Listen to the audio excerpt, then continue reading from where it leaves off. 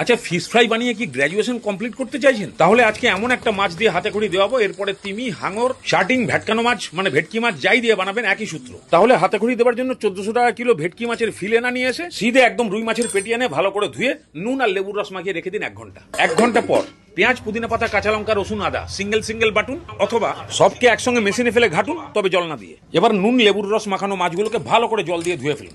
এবার মাছটাকে ম্যারিনেট করতে হবে সেই বাটা মশলাটা, তার উপরে পরিমাণ মতো নুন, সামান্য চিনি, গোলমরিচের গুঁড়ো, কাশ্মীরি লঙ্কার গুঁড়ো, অল্প অসভ্য নামের পাতা কুচি, একটা ডিম আর 2 চামচ অ্যারারুট দিয়ে ভালো করে এটাকে মাখিয়ে দিন।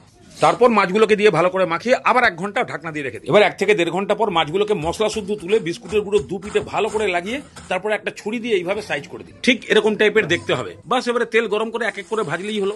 মিডিয়াম ফ্লেমে উল্টে পাল্টে একটু লাল লাল করে ভাজলেই আপনি একদম এই জিনিস পাবেন। তাহলে 300 টাকা কিলো দিয়ে 2 একবার হাত পাকিয়ে নিন, তারপরে 1400 টাকা কিলো এনে খাবেন। যেরকম কোটিং সেরকম কুরকুরে সেরকম টেস্ট।